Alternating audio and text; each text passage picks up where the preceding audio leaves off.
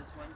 So back in this is a partnership. Back in the centennial time in the 1990s, the Department of Ag started a program where they recognized farms that have been in existence for over 100 years, and for those who had maintained the same 40 acres within a parcel. Back in the pioneer days, we had the Homestead Act, where folks came out and settled farms out here and ranches to open up the area out here. Actually, mining and gold is what brought folks out here, and farming came afterwards. And so it was an encouragement for folks to come out here and purchase the land. And like on yours here, you had like 160 acres. That was the original purchase for about $2,000, I believe, in the records, so I can be correct. And you're still farming at least 40 acres. That is it, the whole 160 still? 100, yeah. So. Still 160 of that acres over the last 100 years by family members. And so the Department of Ag, they started a program to recognize the ranches and the farms, because as things have gone, we don't see the family farms surviving much more anymore. It's turned to big corporate farms or no farms at all.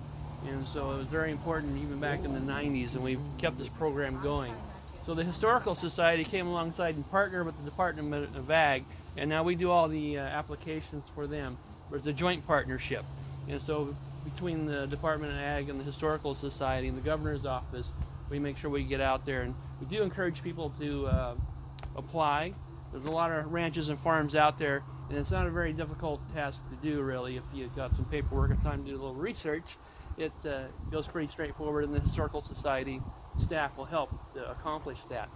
But today we're here on behalf of the Dixie Creek Ranch to recognize your family and your farm for maintaining a ranch farm with 160 acres over 100 years, and I can understand there are actually 115 years for yours. And so on behalf of the Governor Brad... Get over here, Brina, Charlie, yeah, jump up here. On behalf of Governor Brad Little and Celia Gould from the U.S. Department of Ag and Jan Gallimore from the State Historical Society, and we'd like to recognize the Dixie Creek Farm. Before we go any further, just know, I'm an Italian, but actually my roots are on my mother's side. I am a native of Idaho, and my mother was a Knox, so I do go back to the pioneer days also, where they came in the wagons. But back in that day, I explained this to everybody how you got an Italian in Idaho. But my mother worked on the farm, and as soon as she graduated from school, she wanted off that farm so bad that she hooked up with the airmen from Mountain Home Air Force Base, and off she went. But it worked out, and they came back, and that's how you got an Italian in Idaho. But my mother's roots, we go back to the pioneer days also, where they came and they settled with the covered wagons back on the Knox side. But with that, I'd like to award. We have a certificate signed by the governor and our department heads for the state of Idaho, recognizing, and then we have our sign, establishing a 100-year ranch. Well, thank you very much, Bill. Congratulations, thank you.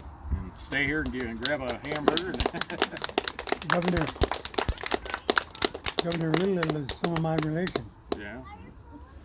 That's a good thing. Here, man. While I've got all your attention, I would just want to acknowledge a few people here kind of made this thing happen. One, my cousin Mike, I think, is the one for years has been kind of bugging people and said, we need to have a reunion. Somebody have a reunion. Well, my cousins, Verdi Lee, Rondon, and Ladina came over last fall, and they got to talking about it, and we really need to get this thing going. And so that's kind of where it started about a year ago. My sister and Ladina have been the ones that have really been kind of ramrodding this thing. I told them I'd provide a place and some hamburger. You guys are going to have to do the organizing. And all the internet stuff and Facebook, all that's your deal. So give them a lot of credit. Natalie gets credit for setting up the Facebook site. Ladina and her husband Ed, they came over early. Verla and her husband David, they came over early, and they've been helping out here the last few days, and just a big thank you to them getting things ready to go here. And my obviously my sister and my niece Crystal there, and Crystal, she's like a fifth generation too. I've got my son and daughter here, and they're significant others. They're the fifth generation, and Crystal, she used to lifeguard down here and stayed up the ranch, so she's involved in this deal.